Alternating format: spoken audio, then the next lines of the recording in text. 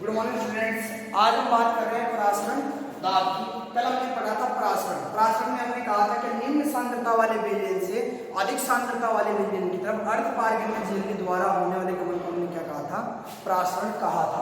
अब हम पढ़ रहे हैं परासरण दाब। देखिए कैसे पढ़ेंगे परासरण दाब को, समझिए आप। ठीक है, यहाँ आपको दो पिस्टन लगा दिए, इसको मैंने नाम दे दिया P1, इसको नाम दे दिया मैंने P2। यहां पे आपने लगा दी अर्ध पारगम्य झिल्ली। क्या लगा दिया आपने?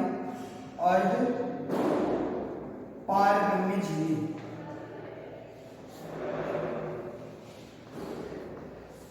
एक तरफ हमने ले लिया विलायक A और एक तरफ हमने क्या ले लिया B प्लस B।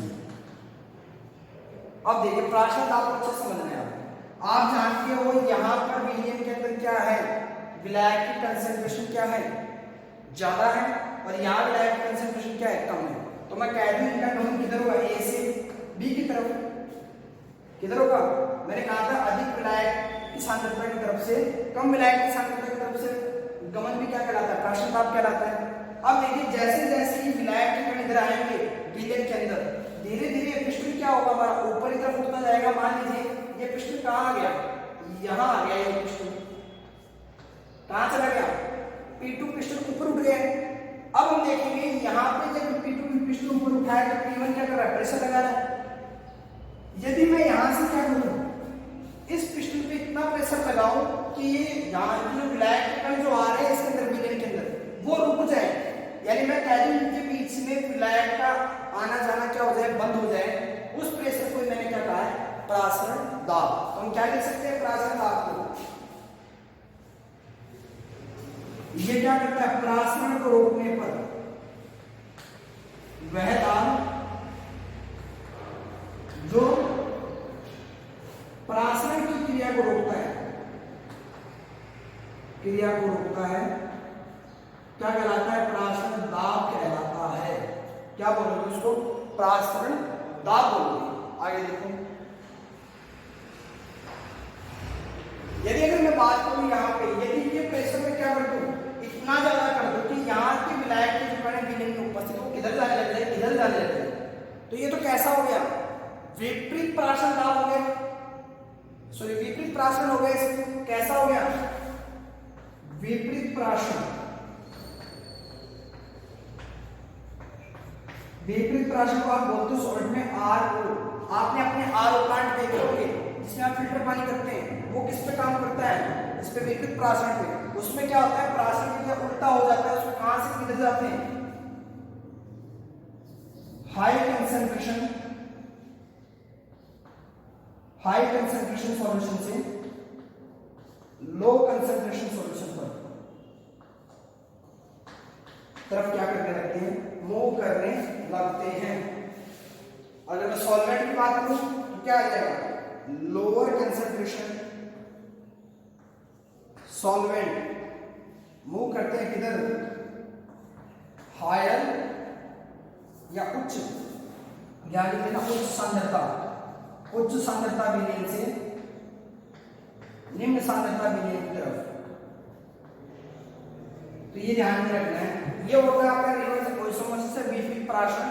और यहाँ इसके कारण जो आपके पानी का जो फिल्टर पानी की मशीन होती है वो किस पे काम करती है? विपरीत परासरण पर काम करती है। कब होगा? जब यहाँ पे आप इतना प्रेशर लगा दें कि यहाँ पे विलयन के जो विलायक है वो किधर जाने लग जाए? एक की तरफ जाने लग जाए। इसको आपने RO कहा है। ये था हमारा परासरण दाब। अब आगे इसी डेफिनेशन में चलते हैं। देखो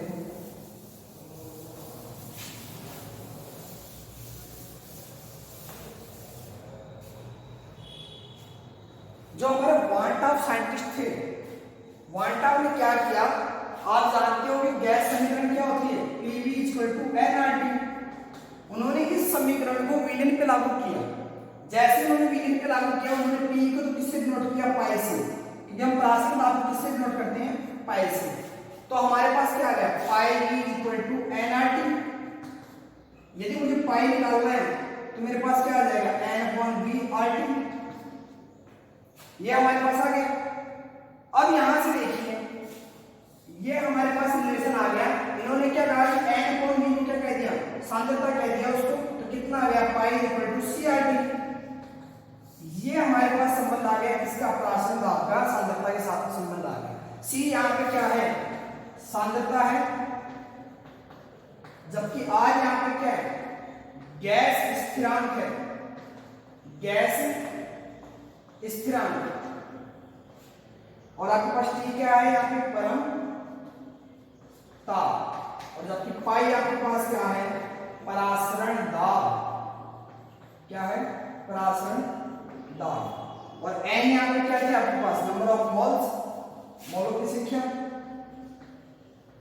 मोलों की संख्या। और वी आपके पास क्या था, आयतन। ये हमने डेराइव कर लिया pi equal to C R T. अब हम पढ़ेंगे प्राशन दाब के नियम। क्या पढ़ेंगे, प्रासरण दाब के नियम, प्रासरण दाब के नियम। पहला पढ़िए बॉयल का नियम। सबसे पहले की बात करा वाट ऑफ बॉयल नियम, वाट ऑफ बॉयल का नियम, बॉयल का नियम।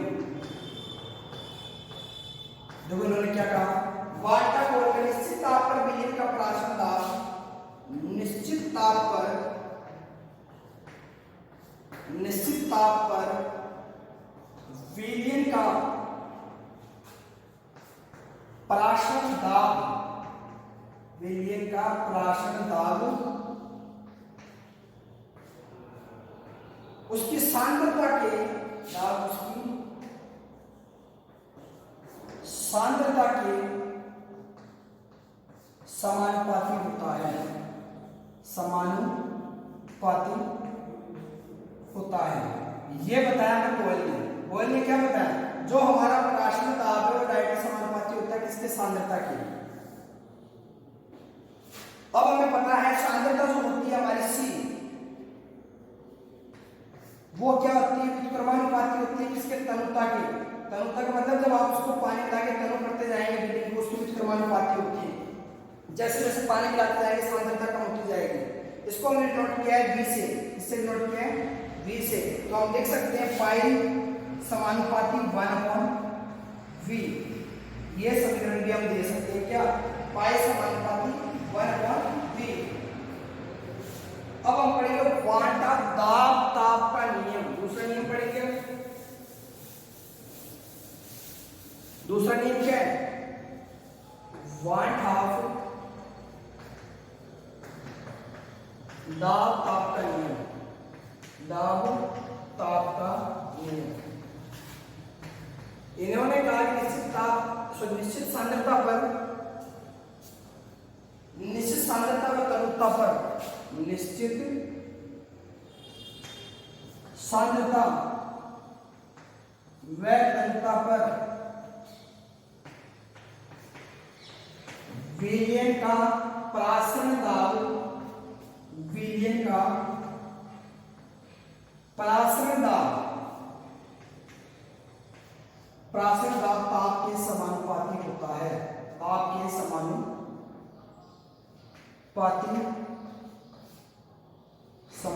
होता है।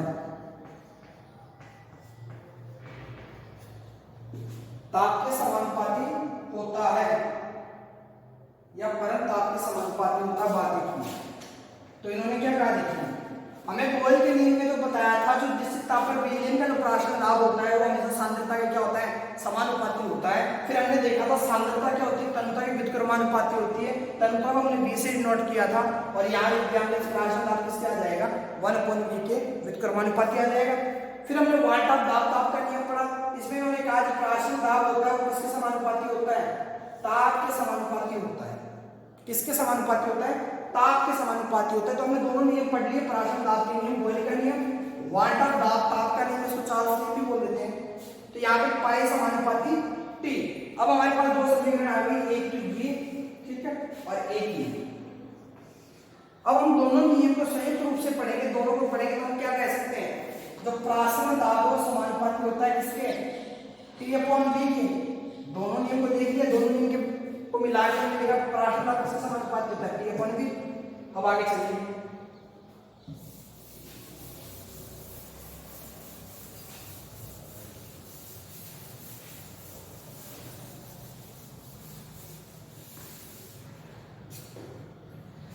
देखिए जैसे हम समानुपाती का चिन्ह हटाते हैं तो हमारे पास आता है एस टी वी। एस यहाँ पे क्या है, विलियन स्थिरांक। क्या है, विलियन स्थिरांक। हमारे पास अगर मैं इसको लिखूं यहाँ पे पाई वी, तो मेरे पास किसके समानुपाती क्या आ जाएगा, एस टी वी। अब देखिए आप आगे, ये क्या कहते हैं, ये मान लीजिए 1 मोल के लिए है। यदि मैं n मोल के लिए बात करूं तो क्या आएगा, पाई वी एन एस टी। ये किसके लिए आ जाएगा, n मोल के लिए आ जाएगा। अब हम जानते हैं जो r जो होता है, ये कहते हैं r जो होता है वो विलियन स्थिरांक के बराबर होता है, आर एस टी। तो हम इसको गैस दूसरे था हमारा पाई, पाई किसके बराबर आ जाएगा, पाई वी। पी को हमने पाई लिखा था वी, एन आर टी था वहां पे, तो एन, ठीक है, आर टी ऐसे लिख सकते हैं इस समीकरण को, गैस समीकरण को एन आर टी लिख दिया हमने, एन आर टी। अब हम बात करेंगे कि क्या थे हमारे पास, नंबर ऑफ मोल्स थे। इसको हम किस प्रकार लिख सकते हैं, W B upon M B. क्या होगा, विलय का दिया गया भार पे विलय का मोलर द्रव्यमान आर टी, ये क्या आ जाएगा, पाई अपॉन बी। अब मुझे क्या निकालना हो, अगर विलय का मोलर द्रव्यमान निकालना हो तो मैं क्या करूंगा, एम बी निकालूंगा। एम बी निकालूंगा तो क्या आ जाएगा, W B upon pi V, V R T. इस समीकरण से मैं क्या कैलकुलेट कर सकता हूं, विलय का मोलर द्रव्यमान कैलकुलेट कर सकता हूं। अब आप आगे देखिए, क्या कुछ नहीं, सिंपल वे में चल रहा है। एक बार क्वेश्चन लिखते हैं, 27 डिग्री सेंटीग्रेड ताप पर, 27 डिग्री सेंटीग्रेड ताप पर यूरिया के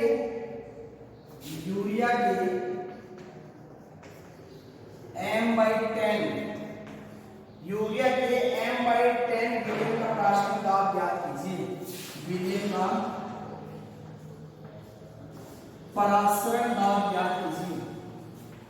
परासरण दाब ज्ञात कीजिए, ज्ञात कीजिए। आपके पास आर की वैल्यू दे रखी है, यहाँ पे गिवन है 0.0821।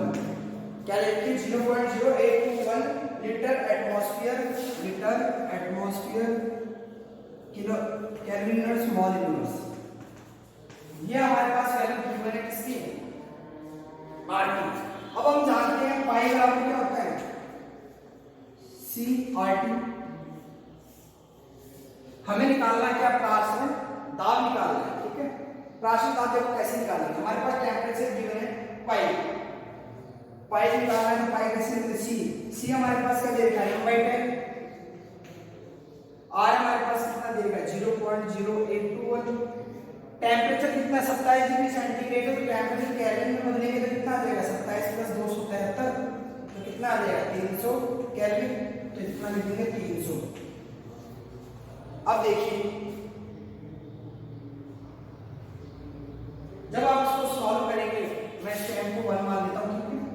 तो इसको जैसे आप सॉल्व करोगे तो आपके पास आएगा 2.46 एटमॉस्फेयर। कितना आ जाएगा, 2.46 एटमॉस्फेयर। आप इस प्रकार क्या कर सकते हो, पराशरण दाब कैलकुलेट कर सकते हो। यदि आपके पास सांद्रता दी हो, आर आपके पास दिया हुआ रहेगा, परंतु आप निकाल सकते हो इसमें केल्विन में, ठीक है। ये था एक क्वेश्चन। इससे आप क्या कैलकुलेट कर सकते हैं, यदि आपके पास विलय का क्या दे दिया जाए, भार दे दिया जाए, पराशरण दाब दे दिया जाए, आयतन दे दिया जाए, आर आपको दे दिया जाए, ठीक पता हो, तो आप क्या निकाल सकते हो, विलय का मोलर द्रव्यमान निकाल सकते हो। अब देखिए विलय के प्रकार।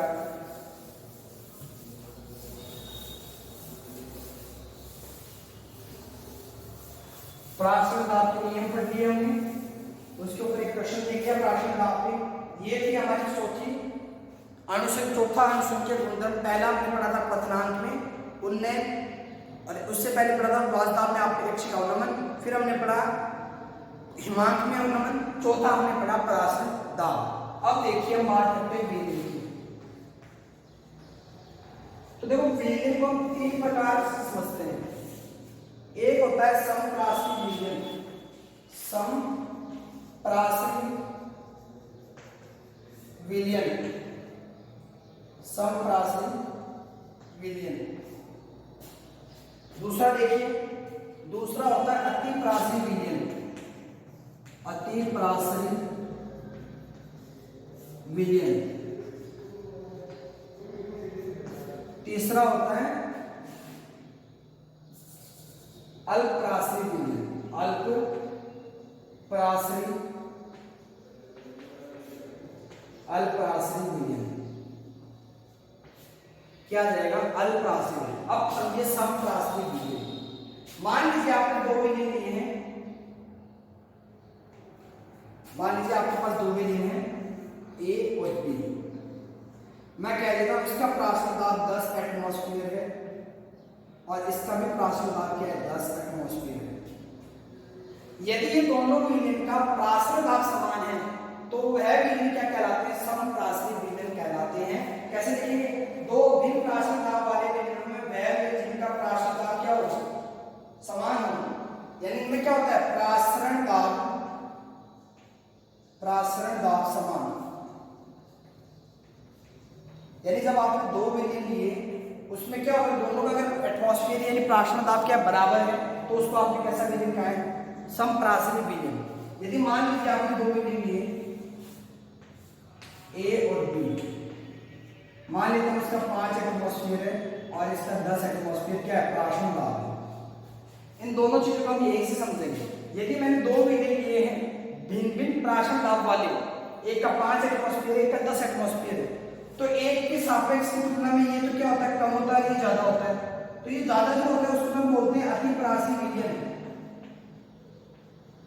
अतिप्राशरी विलयन।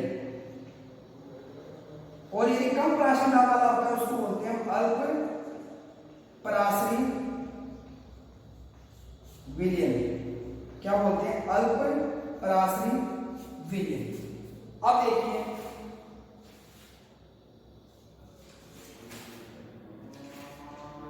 अल्पप्राशरी विलयन, मैं आपको क्वेश्चन करवाता हूं यहाँ पे। अब आप समझ गए यदि दो विलयन का प्राशरण दाब क्या हो? समान हो तो वो समप्राशरी विलयन। यदि एक का क्या हो? दूसरे के सापेक्ष यदि एक का प्राशरण दाब कम हो तो उसको क्या बोलते हैं? अल्पप्राशरी विलयन। यदि एक का दूसरे के सापेक्ष अधिक प्राशरण दाब हो तो उसको हम क्या बोलते हैं? अतिप्राशरी विलयन। अब हम बात करते हैं क्वेश्चन के लास्ट पे। 4% यूरिया विलयन 1, 4% यूरिया विलयन 1, यूरिया विलयन 1, कार्बनिक यौगिक A, कार्बनिक यौगिक A, कार्बनिक यौगिक A के 12%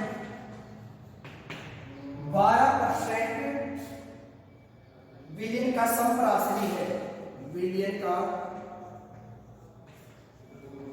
समप्राशरी है, समप्राशरी है। तो हमें क्या याद करना है? यौगिक ए का अनुभार याद कीजिए, यौगिक ए का अणुभार याद कीजिए, अणुभार याद कीजिए। ये आपके पास क्या दे रखा है? क्वेश्चन दे रखा है जी। अब देखिए अब हमारे पास फॉर्मूला क्या था? पाई का। हम क्या निकाल रहे थे? पाई निकाल रहे थे। तो पाई कैसे निकाला हमने? WB number of pi square क्या था? NRT था। n क्या ले लेते हैं? WB upon MB, WB upon MB V RT। ये तो था हमारे पास फॉर्मूला। अब देखिए सबसे पहले मैं निकालता हूं 4% विलयन का प्राशरण दाब, 4% यूरिया विलयन का प्राशरण दाब, प्राशरण दाब। अब देखो जैसे मैंने इसका प्राशरण दाब निकाला है, सबसे पहले मैं क्या लूंगा? WB। WB मेरे पास कितना दे रखा है? दिया गया है 4 अपॉन MB कितना होगा? यूरिया का फॉर्मूला होता है CO NH2 और NH2। इन दो नाइट्रोजन में कितना हो जाएगा? 28, एक ऑक्सीजन में कितना हो जाएगा? 16, एक एक कार्बन का 12 प्लस 4 कितने हो जाएंगे 20 30 40 कितना आ गया 40 आ गया आपके पास क्या चलो 40 नहीं 60 आपके पास क्या आ गया 20 30 40 50 और 60 आपके पास आ गया एमडी किसका यूरिया का तो मैं यहाँ लिख देता हूँ 60 ठीक है आर हमें पता है कितना आता है एक बार आर को मैं आर लिख देता हूँ टी को टी लिख देता हूँ ठीक है वी मेरे पास पता है कितना होगा 100% भी नहीं था मैं इसको लीटर में बदल देता हूँ 1000 ठीक है अब देखिए इसी प्रकार मैं इसको निकाल लेता हूँ देखो यहाँ पे मैंने पी के लिए 100 मान है और इसको लीटर में कन्वर्ट करते तो 1000 हो जाएगा ठीक है 100 ml के अंदर 4% यूरिया था अब आपका 12% क्या था ए था हमारे पास अब हम निकाल रहे हैं इसका 12% ए जो आपके पास दे रखा है उसका क्या निकालना है प्राशन दाब निकालना है आपको इसका प्राशन दाब क्या आएगा आपके पास दे रखा है 12 ये हमें क्या करना है निकालना है एमबी तो मैं लिख देता हूं एमबी वी हमारे पास वही 100 into R into T into 1000 अब हम जानते हैं बात हो रही है ये दोनों आपस में कैसे समप्राशनी है तो आपके पास पाई 1 और जो पाई 2 आता है आपके पास वो क्या होंगे एक दूसरे के बराबर होंगे तो देखो बराबर करते हैं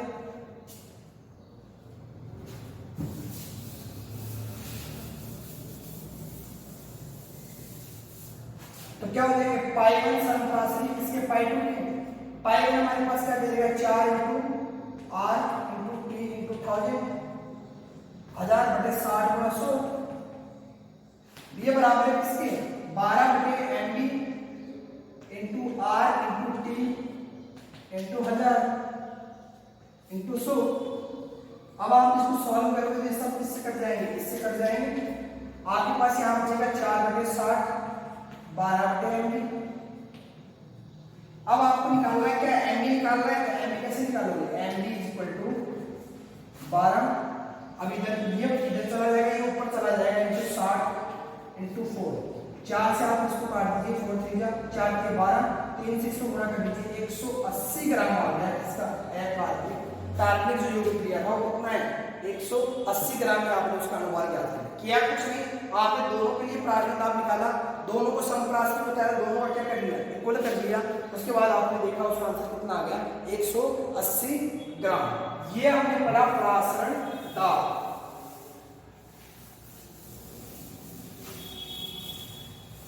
तो हमने पढ़ लिया प्राशन दाब क्या क्या होते हैं अब आज के लिए इतना ही वांट ऑफ कारक है वांट ऑफ गुणांक है वो हम करेंगे नेक्स्ट क्लास में आज के लिए इतना ही थैंक यू